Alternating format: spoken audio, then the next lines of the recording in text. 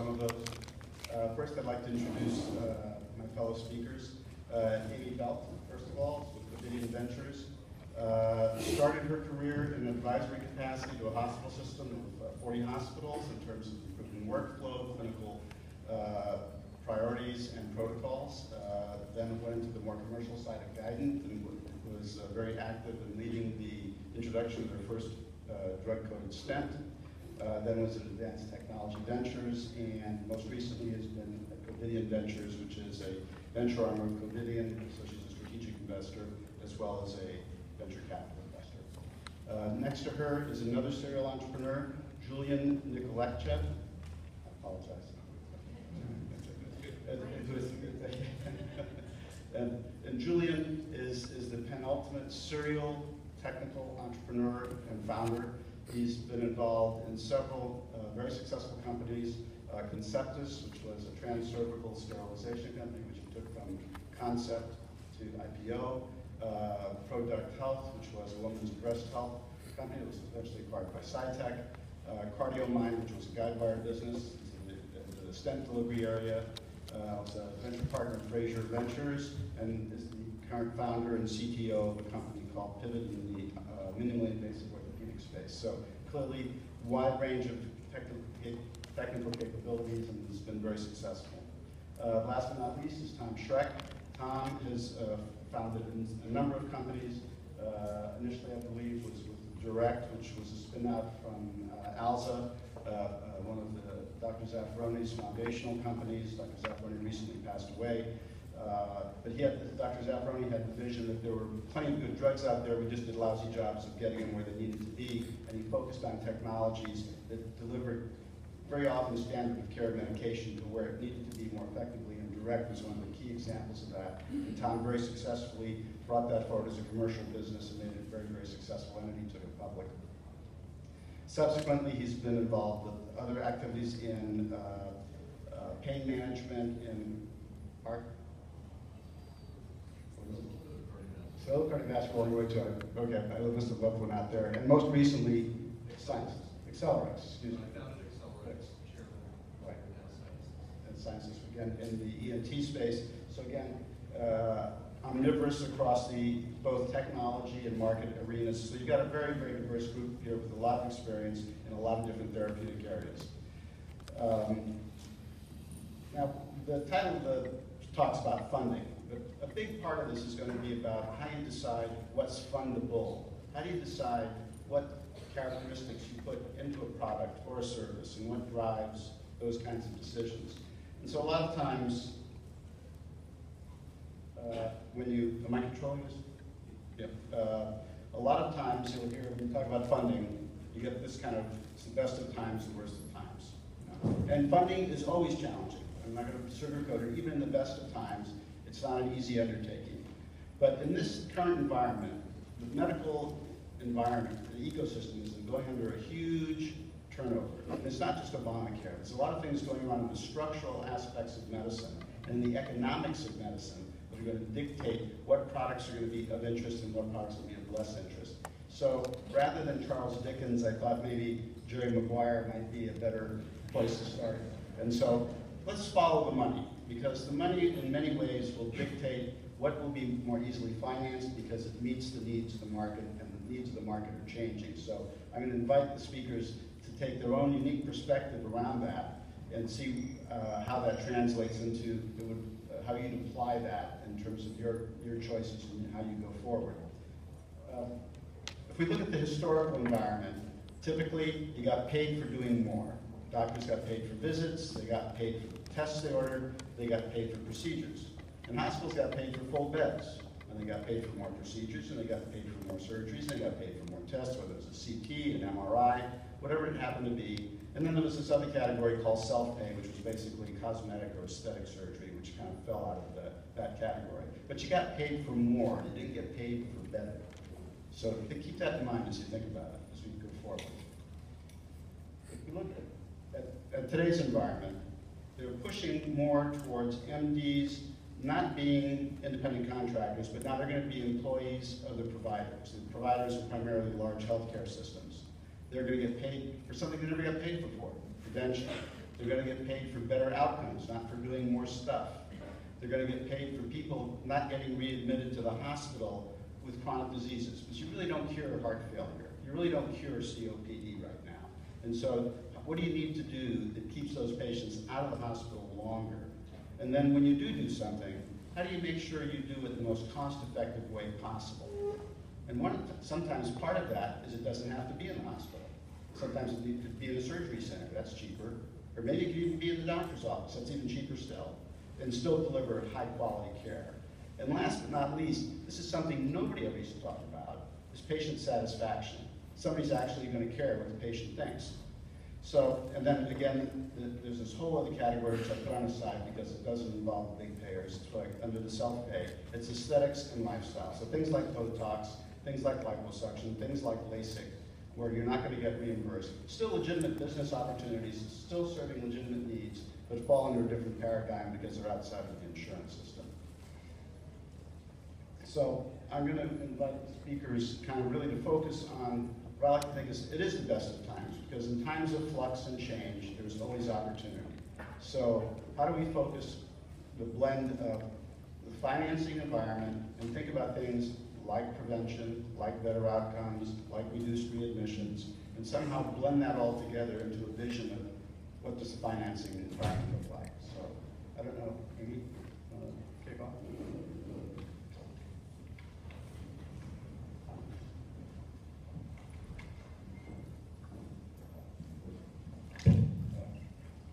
And I don't have slides, so we can just leave that up there as a marker. But what I told Roger I would speak about and really highlight the changing environment for the positive, speaking specifically to the corporate venture capital piece of it. Because I think that's something that has evolved for the positive, filling a gap in the funding environment. So there has been more pressure on the private venture capital money, but there's been an increase in the corporate. So my group, the Committee of Ventures group, was founded in 2008. So actually good timing for coming back into the finance market. Abbott Ventures came in 2007 or 2009. JDBC was there all the time, 1977, but they were a group unto themselves. And so really, in terms of the increase, we've seen a lot of increase in corporate venture capital investing. And one of the things I wanted to characterize is what we're looking for as a new group, because it's slightly different probably than precisely what the private venture capital groups are looking for. And my background blends the two, so I figure I could do a bit of a compare and contrast. The other thing in terms of positive developments is when I joined Committee of Ventures in 2010, I was expecting to do late-stage investing, and just late-stage investing. We would really be doing sort of the mezzanine round before someone was going to get acquired or going to go public. And that has actually not turned out to be the case at all. We have spanned a pre-institutional round investing, so really the first institutional money in, including, you said there were angel investors, private individuals that had put money in a convertible note. So they really priced a proper venture capital round, and we came in at that point. I can give you a little bit more information about that, although I can't disclose that company specifically since we have not made that public. But we've gone throughout the stages of development in terms of venture capital funding, including later stage.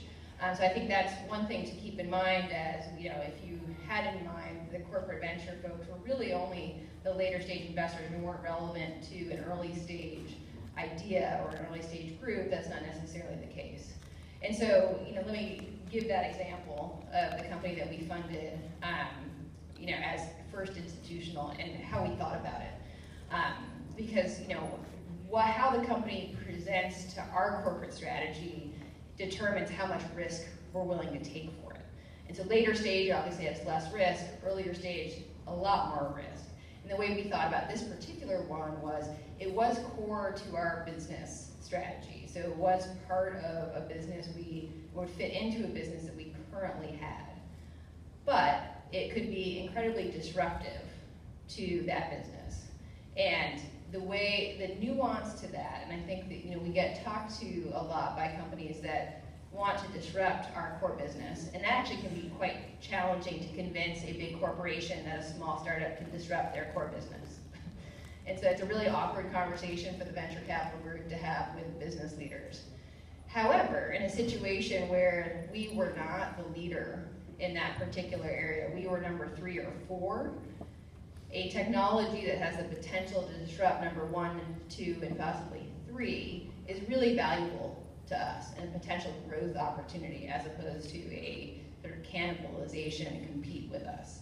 And so I think when you think about some of the early stage ideas and you're looking for different sources of capital, don't overlook a corporate investor at that point, because it may hit a perfect strategic alignment for what they're looking to do strategically. So I think that's one message for the early ideas. And then for the medium stage and later stage ideas, the other way we look at things, so that's the core business, and then there's adjacencies to our current business, which is, I would characterize as, we already have a channel that we're calling on that physician, and this is another technology that we could use to sell into that physician or that hospital. And then finally, white space. And you might have heard this before, and the way we define white space is technologies or specialties that we don't currently have. So it's just spaces that we're not currently in. And the way we think about the adjacency is that we'll do that sort of in the medium term in terms of investment. So think about Series B, C, and later, because there is a closer tie to our business, but it's not, we couldn't necessarily put it in our salesperson's bag today. And then the white space, we tend to be a little later because we don't know we want to be in that business. And so we're willing to take less risk associated with that.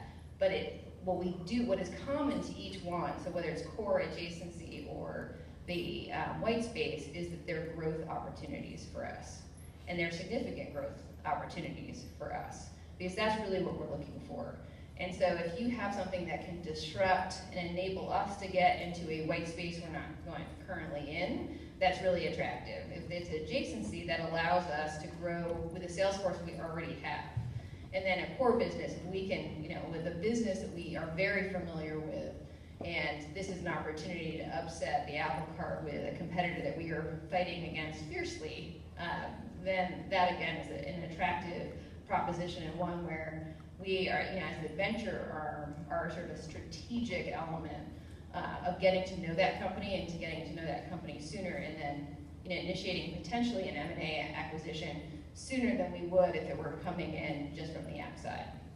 So that was the story I wanted to provide, and provide an insight into, given that corporate venture capital is a bigger percentage of the venture capital pie in medical devices these days and is growing in absolute dollars.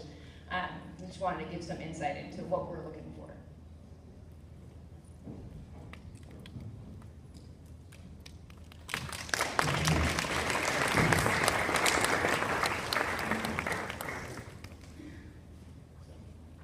Roger, thanks for the introduction, and thank you for allowing us to participate in this meeting.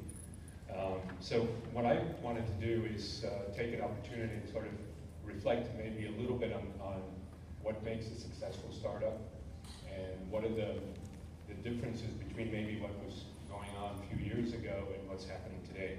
Roger touched upon the fact that the environment is changing, and that certainly we've seen a lot of changes both on all the different fronts in the medical technology over the last few years. And while that presents challenges to a lot of startups, a lot of even existing businesses, it also does offer a lot of opportunities. So one of the first thing that, let's see with the control. Okay.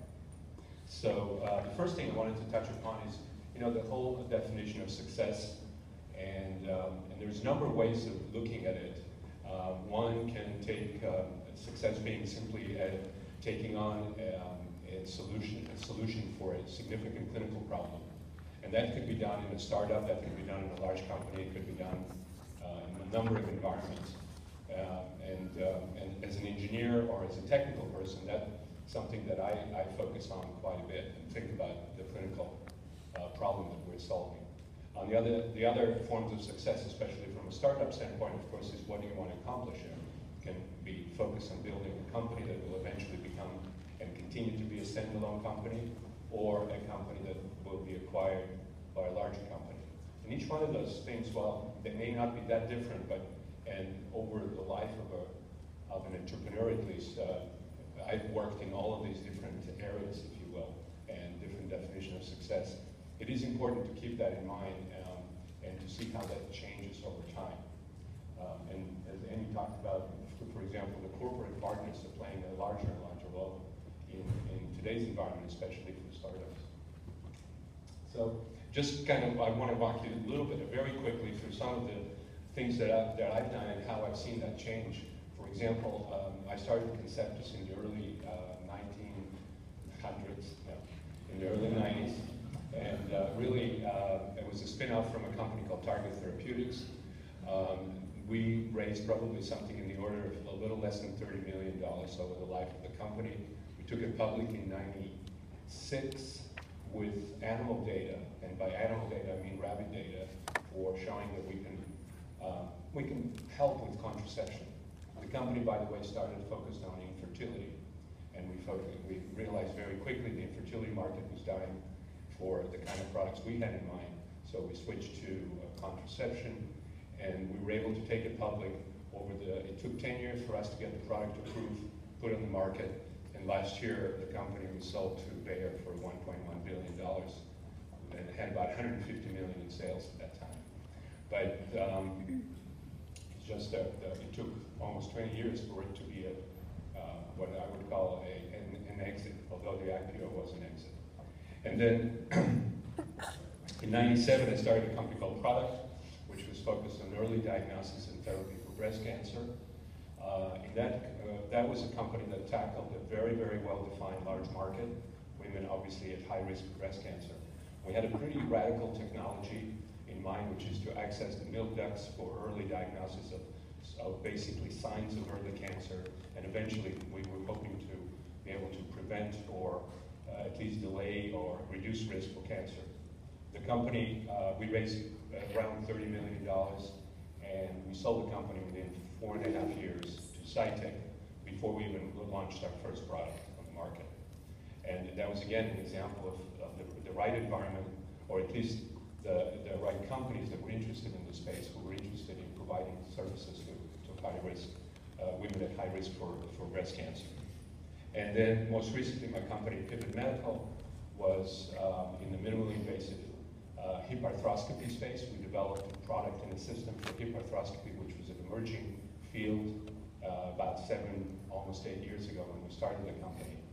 Our goal was to raise about $20 million, develop the system and the products, launch, maybe not even launch the product, and then be able to exit to a larger orthopedic company, because the distribution market the distribution challenges in the orthopedic market is significant, and we realized that it would be challenging for us to be an independent company for the long time.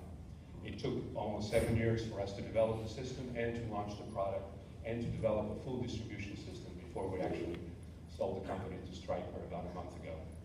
So each one of our plants, as you can tell, were very different. The execution was different, and each one was affected by the environment where these companies were started. And I don't want to mislead you guys that everything goes well. So I want to talk about some of the other companies that I was involved with that I usually don't talk about. But so I was also involved in co-founding a company called 1774 with a couple of UCSF professors. We developed one of the first online clinical trial softwares, and we actually conducted the first fully online clinical trials, randomized clinical trial. It was a great idea, and an idea that still, I think, there's a number of companies working in this space. I don't think anyone has developed exactly the kind of full self-sustaining system that we had.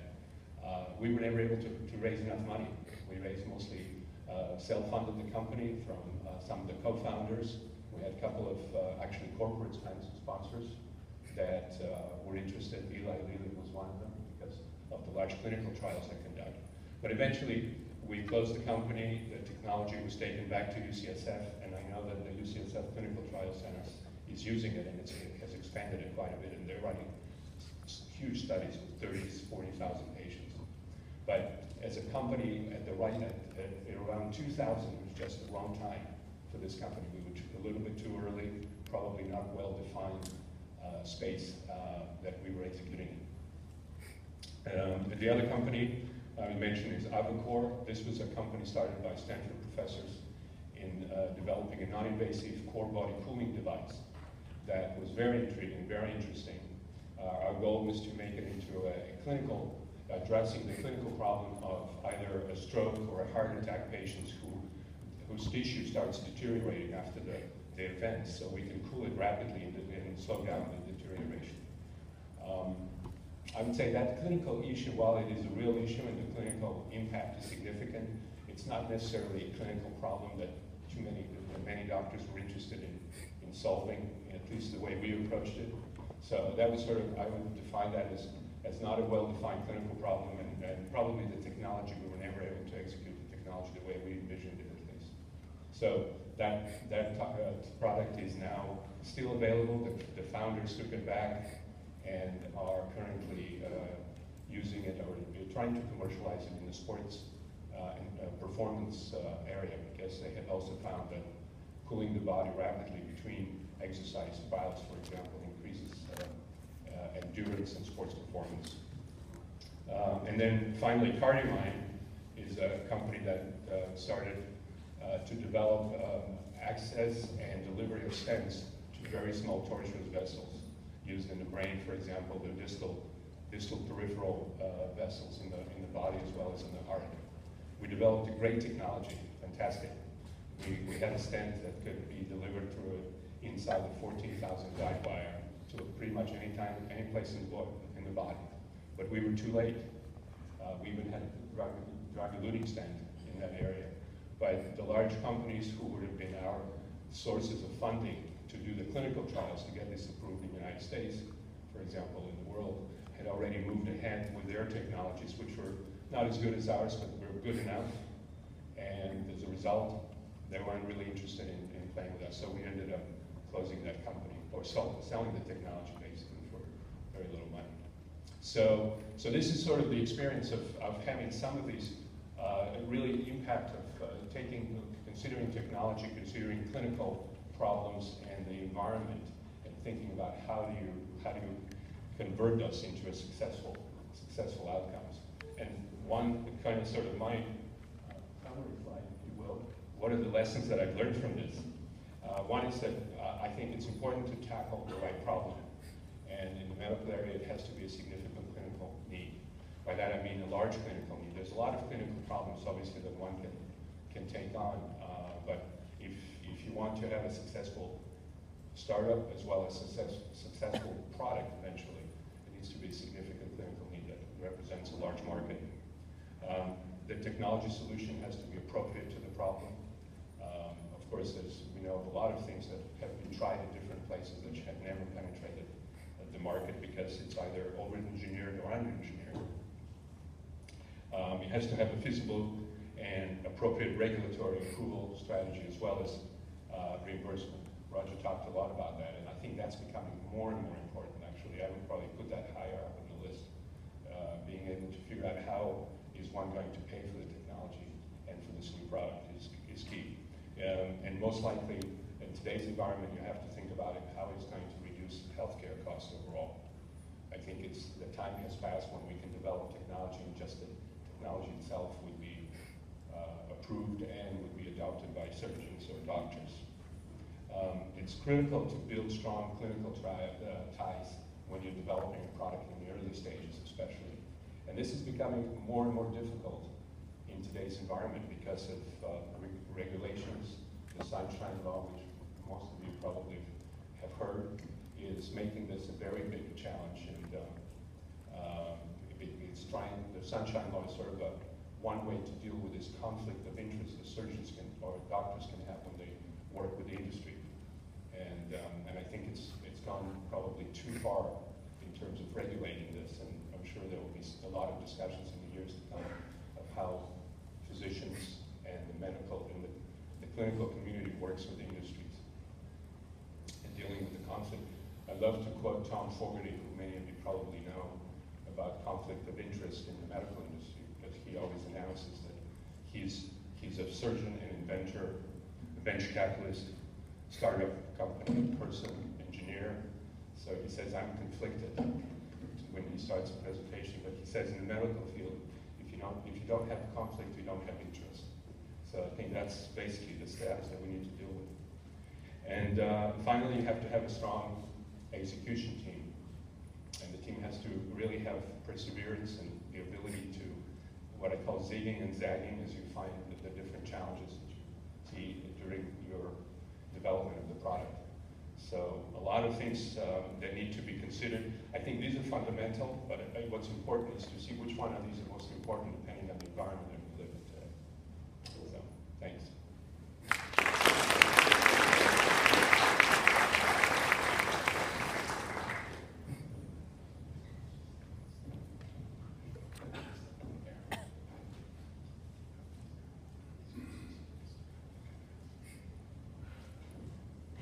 Thank you so much. My name is Tom Schreck. There we go. I'm founder, CEO of Sinusis, a local Palo Alto medical device company. And it's a pleasure to be here. I'm a local kid, born and raised in Portola Valley, California. And San Jose and Palo Alto and San Francisco had a great impact on my life. San Jose in particular, because I was a track athlete, and you may all know that people like John Carlos, Tommy Smith, Lee Evans, they were my heroes. And then Bruce Jenner came through competing at San Jose City College and setting great records. I'm a little disappointed about his life today, but nonetheless, don't kiss a Kardashian, I guess is the watchword. But in any case, Palo Alto as well, my parents moved into the local area at Portola Valley, and over dinner, I would hear stories about Carl Gerasi and Alejandro Zaffaroni and visionaries, particularly Alejandro, who's not here today, tapped me to found a company called Direct, which, I'm getting that lower one. Oh, the right one. Great, awesome. So I was tapped by Alejandro to found a company called Direct Corporation, which was really a spin out of ALSA directed towards an osmotic delivery system called Duros, which was a subcutaneous osmotic pump for delivery of very precise zero order amounts to literally anywhere in the body. The spin out actually happened in that crazy time of 2000, September 2000, where it was a $500 million market cap IPO, based on, I think, phase 1 data, some PK data. And then I had the wisdom, I think, and the epiphany that a molecule that we were testing in that Duros pump, sufentanil, was such a brilliant opioid that we were delivering it for chronic pain patients to opioid-tolerant patients, but indeed, it's probably the most elegant molecule for an opioid manufactured on the planet. It has something called an LD50-ED50 ratio of 25,000, juxtaposed to fentanyl, which is about 300, and morphine, which is 70, which is basically your therapeutic value, your safety index. And so I then, basically with a liberal arts major out of Williams College, surrounded by all these brilliant scientists, I saw the beauty, the shining light of this molecule and said, why don't we release this to the world and do it in a post-op setting to opioid-naive patients and deliver it under the tongue. And this was a direct result of some of the ALSA and J&J work that was being done on something called ionosis, which was an electrotransport extension of the Duragesic patch. And I was hearkening back to my 3rd grade education at Portola Valley Elementary School, where they said, never mix water and electronics. And so that product has never made it to the market, but Accelerex has demonstrated statistical superiority in efficacy, safety, nurse and patient satisfaction. Again, you all, we all can make huge differences in the world by really looking outside the box and seeing maybe what the constraints of scientists don't see, elevating a new technology for a very large unmet medical need. So the whole trick, I think, from Dr. Zafroni, Bob Swanson, from the speakers is really, from my sports and athletic background, was to build great teams, hire great people. And I've got two in the audience here today. One from Benvenue recently has joined me, and Janie from Guidant. I'm very, very pleased to have been invited. Janie, thank you to speak. So we built a great team. We're attacking a very, very large unmet medical need. It's called sinusitis. And we were talking earlier, Julian, about finding a great unmet medical need. And there are other people in the space. Importantly, there are angioplasty derivatives now called sinuplasty, which are deploying balloon technology, which is, as you all know, kind of a rigid, non-compliant balloon, which actually acts like a knife when you open it up at 180 psi in 5 to 10 seconds. So the epiphany was repurposing the Alza J&J Oros technology, because it's probably one of the most exquisitely designed oral controlled release dosage forms that gave us procardiac cell concerted ditrophan.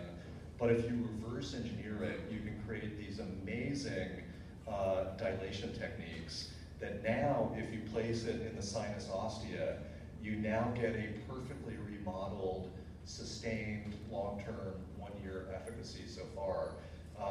And of course, people just on dilation and ventilation and drainage with sinusitis feel so much better.